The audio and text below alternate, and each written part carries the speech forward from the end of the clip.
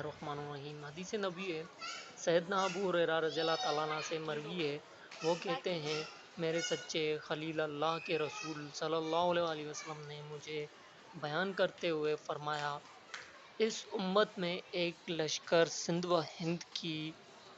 طرف جائے گا۔ پھر ابو ہریرہ رضی اللہ تعالیٰ عنہ کہتے تھے، اگر میں اس لشکر کو پالوں اور اس میں شریک ہو کر